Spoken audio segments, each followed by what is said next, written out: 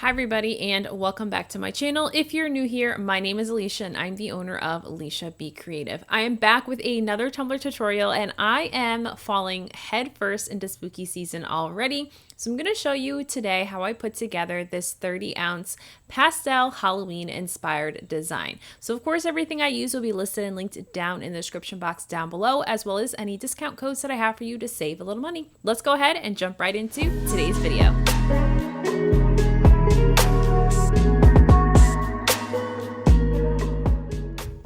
Okay, so the first thing I want to do is show you guys what we're using today. So I'm actually going to be using a UVDTF wrap that I got from LME Creations, which I will list down in the description box. And then this is kind of the color scheme that we are going for. They match perfectly with the decals, and so we're going to create a swirl of glitter with those four colors. So remember, UVDTF does not need to be sealed, but because I'm using an epoxy based tumbler, I will be sealing this UVDTF. So let's go ahead and get our tumbler prepped. So I'm taking a 30-ounce hog tumbler and sanding the surface to scuff up all that shine and remove that manufacturing coating. And then I'll go ahead and of course clean this off with a little bit of a 91% rubbing alcohol and a paper towel. You, as always, can certainly take this inside if you choose to and just wash with dish soap and water. That works as well. So once I'm done with that, I'm going to take you guys over to my spray booth. And so I wanted to spend a little bit more time than I normally do spray painting today, just to show you guys kind of my process for spray painting multiple colors. So we're doing a swirl, and the first color I'm starting with is a candy pink. So my rule of thumb for spray painting first is really making sure you spend 30 to 60 seconds spray paint or shaking your cans to make sure they're really thoroughly sort of shaken up. And I like to spray paint in short spurts. So even when I'm creating a swirl, I really am just kind of taking those short spurts and really just trying to create my line, and then kind of going over that section in a couple extra, bursts of paint in order to make sure I get a thorough coloring of that section. So I just went in with candy pink, and then I went in with a lilac color. I'm now going to go in with aqua, which is one of the blues we're going to be using today, and we're going to follow up with that aqua right next to the lavender color or lilac color that we have there. So again, just following that swirl, which was kind of defined by my first color, which was the candy pink color, to really help me define how the rest of the swirls of spray paint are going to turn out. The final color that we're using is Saint Tropez, and this is going to be kind of our teal color here, and that's going to follow our aqua, but it's also going to lay right beside the candy pink color. So again, just filling in all that sort of left as far as the stainless steel exposed. And then at this point, once I've gotten kind of a rough draft of how all the colors are laying out, it's now my opportunity to go back and fix any coloring and fix any sections that maybe I think need to be wider. So in this instance, I went back in with my candy pink color because my pink section ended up looking kind of small compared to the other three colors that were on the cup.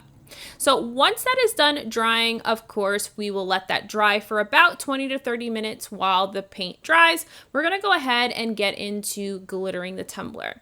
So I'm going to do a epoxy glitter method for this cup because I'm going to be using multiple colors, and because this is a larger cup, I don't want something like Mod Podge or Tack It really kind of drying up on me and maybe not allowing my glitters to stick or stay in the areas that I want them to. I typically like to use the epoxy method for glitter application when I know I'm going to be using more than two colors, just because then I can spend a little bit more time taking my time and making sure I'm able to blend all the colors that will be present on the tumbler. So once I've gotten that thin coat of epoxy, anywhere from 1 to 2 mLs in total on the cup, we now can start layering all of our glitter. So because I'm only using kind of one cut of glitter for all of the colors we're putting on the cup, I decided to base the cup with Unicorn Sneeze, which is a beautiful opal chunky color from 4K Glitter Co., which is from Vinyl Gallery. That's linked down in the description box. And then I'm going to begin to add my other actual colors. So this is Ballerina from Vinyl Gallery, and I'm going to go ahead and follow those pink sections. I'm not really doing too much blending with my first color of pink. It's my lightest color that I'm starting with, and so I know I'll be able to blend the other colors into pink, but I'm starting with that section so I can make sure that section is wide enough for, the entire cup. Then going in with Vervain from my Asia Creations, just following right beside that pink color there to just cover up all the pink spray paint. My third color here is Glitterella from my Asia Creations, a beautiful, beautiful like ice blue color. I love this color so much. And we're just gonna follow up that purple. Don't forget to glitter your butt as well. I always sometimes forget and then end up going in with just whatever colors last. And then the final color that we are going in with is Tiffany Who. So all these colors of glitter are kind of mostly the same cut of glitter, if that makes sense. So they aren't chunky, they aren't fine. I would call them more of a medium cut, but all the same sort of shape, if you will, in those glitters.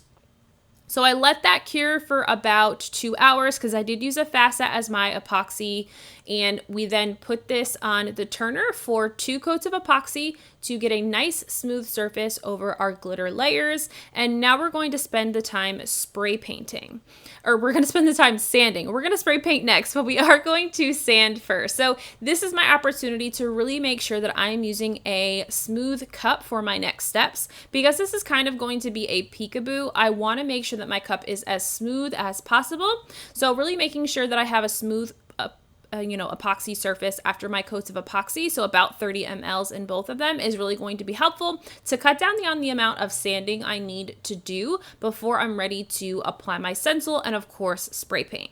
So what I'm applying to the cup here, this is stencil vinyl. I have cut a checkered pattern sized to fit a 30-ounce tumbler. So it's going to be a seamless fit around the design. And so I'm just going to get my transfer tape layered on top of my checkered pattern here.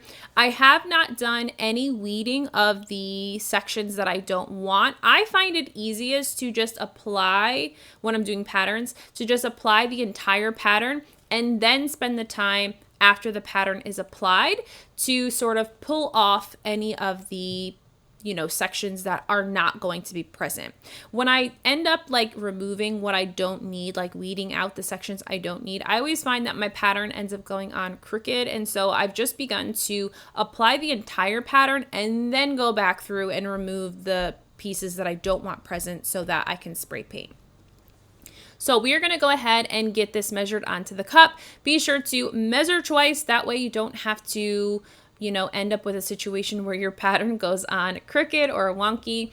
I'm going to use a little bit of painter's tape just to adhere one section of the pattern to make sure that I don't get any shifting as I'm going to apply this first inch of the pattern onto the cup. It's just kind of like an anchor to just help me so that I don't get any shifting of the cup or the pattern as I'm attempting to adhere that first section to the tumbler.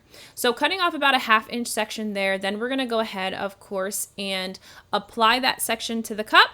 And then we will be able to flip this around and get the rest of the pattern sort of slid onto the cup using that big squeege tool. So we're going to go ahead and remove that tape because we don't need that piece anymore. And then we can go ahead and, using my big squeege from Vinyl Gallery, this is going to help me really make sure I get my pattern on straight, but also that I am not introducing any bubbles into the vinyl or underneath the stencil vinyl that are going to make the pattern either bubble or wrinkle in any way, shape, or form. So we're around to the other side, and so before I adhere that last 1/2 inch, I'm going to go ahead and pull up the transfer tape over that first section we laid down, and then I'll be able to place the other section directly on top of that. Once I've done that, of course, now we are just going to go through, use our squeegee, make sure we don't have any air pockets or anything. Make sure the pattern is really stuck to the cup and that stencil vinyl is going to release from that transfer tape. And then we can begin the process of removing the transfer tape from the tumbler.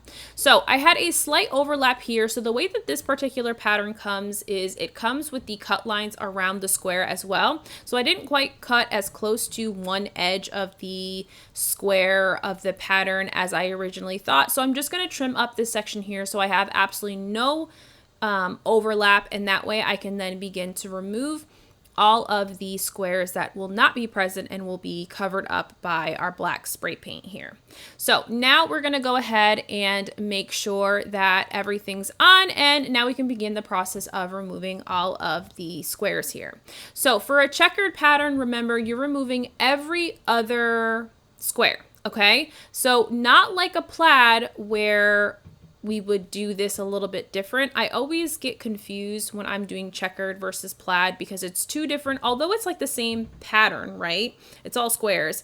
It's still very much different in how you have to remove the pieces that you need. So for checkered, you're removing every other, and with this, what I loved about this pattern is all of those squares that you needed to remove were all stuck together, which was perfect and just made removing the vinyl that I don't need on the tumbler that much easier to be able to find and not run into a situation where I might mess up and accidentally remove the wrong pattern.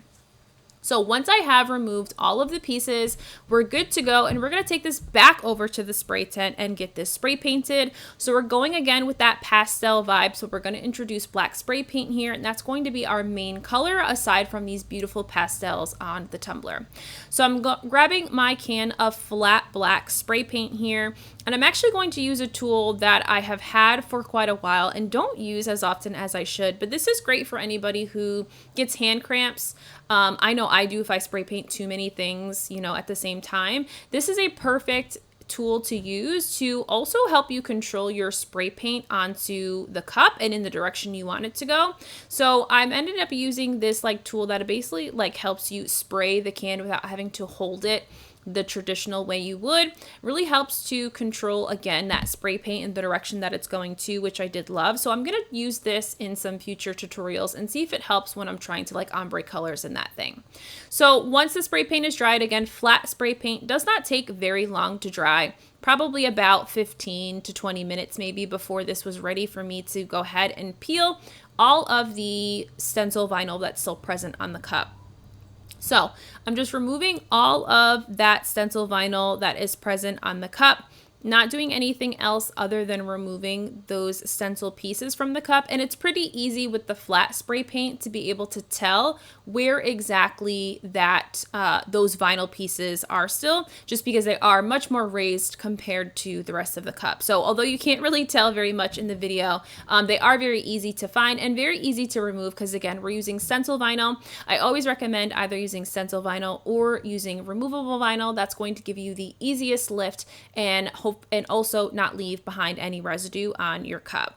So now that that is done, this is going to go back on the turner for another coat of epoxy. That way we can protect all that spray paint and prevent it from getting scratched when we go to apply our decals.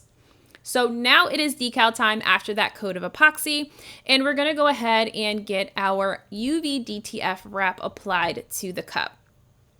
So this decal, as I mentioned, is from LME Creations. I am not sure if these are still available in the shop, but if not, I will find an alternative either on Creative Fabrica or another UVDTF business that sells these and link them down in the description box.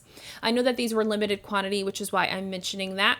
So we're going to go ahead and get this applied. So you guys have already seen my tutorial on the channel, and if you haven't, I'll be sure to link that for tips sort of for applying UVDTF decals. So I'm going to do what I had mentioned is my favorite way to apply UVDTFs, but again, this only works for vinyl, like UVDTF wraps that are segmented. So meaning they're not all connected to one another. It's not in a section that essentially there's space in between the decals that you can cut around with a pair of scissors is what I'm trying to say. So I'm cutting this into 3 sections because I think that is going to be the easiest way for me to get this applied and get it onto my cup straight. So we're going to start with the center section, of course, first, because that's going to be kind of the center of our cup and sort of the main focus of our tumbler.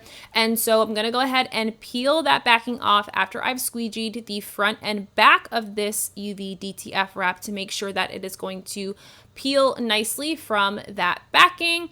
I'm going to then adhere it to the cup. Be careful with these, of course, because it's not like traditional vinyl where you can just pull it back up and replace it. Once one section has stuck, you've got to commit to that section, I promise you, because you will rip your UVDTF if you attempt to try and pull that back up and replace it onto your substrate, whatever you're using to apply this to. So we've got that first section on. Now we're going to go ahead and move to the other 2 sections. I also like doing this because it does help me make sure it gets on straight, but it also allows me to kind of separate these slightly so that it looks like it's a full wrap around the other side. If you notice when I first kind of measured this around the cup, you'll notice that there was probably about a 1-inch gap along the back side where the wrap doesn't go all the way and meet on the other side. So this also separating it into 3 sections did allow me to space it slightly to cut down on that extra space that was along that back side. So it looked more like this was an intentional wrap for this cup particularly, and not just, you know, not sized correctly for the tumbler, if that makes sense. So we're going to apply this 3rd section here. And during this 3rd section here, you'll see that I end up cutting around this moon up at the top here. This was actually going to cover up another UVDTF decal. And so I decided to just cut it away and place it by itself in that open section to prevent it from pulling up or ripping the decal that was already placed on the cup. So we'll just place this last piece right at the top here, get that applied very quickly.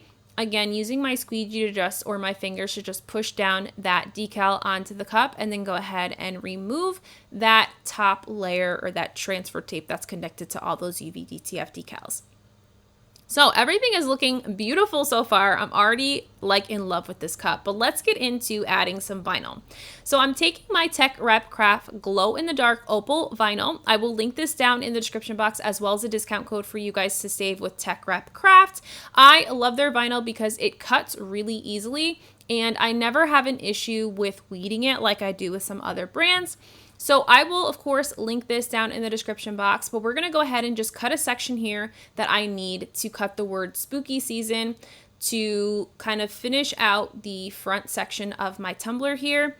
So with Tech Rep Craft vinyl, be sure that you pay attention and make sure that if it does have that protective film, not all of the rolls of vinyl do, but some of them do. Usually on some more of the specialty vinyls, I'll say, does it have this protective film. I have been known to forget and then send this into my cutter, which is like it's a whole hot mess, of course, when you do that, because then it cuts through everything, which is perfect, except for now you have to go through and take all these tiny pieces of plastic off, which is just craziness. So don't be like me. Make sure you remove the protective film from the top of your vinyl before you send it into your cutter. So I just took this font, which was called Varsity from Creative Fabrica. I loaded it into Cricut Design Space, use the word spooky season, and then I just added sort of a curve to the text there, and then just, you know, printed or cut that on this opal glow-in-the-dark vinyl. So we're going to go ahead and now, of course, get these applied. So I'm just sort of putting that in the front of the cup section, so right above that lightning bolt right in the front. And I decided to do most of my weeding before I applied the vinyl. But because this was a very thin font and I want, obviously, just the outline is meant to be shown on the Varsity font, I decided to weed the rest of the vinyl that I need to remove while on the cup. And this is something that I tend to use when I know that the vinyl is really thin and really needs potentially, you know, a little bit of extra care to make sure I don't rip it.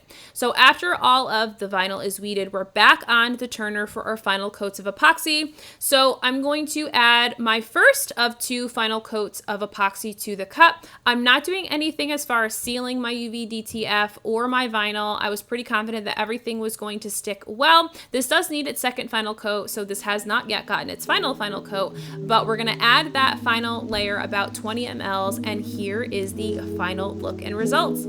So of course I'm in love. I'm like so ready for spooky season. I know that many of you are too, so I hope this gives you a little inspiration to create your first spooky season tumblers of the year. And thank you guys so much for watching, and you guys know I'll see you in the next one. Bye!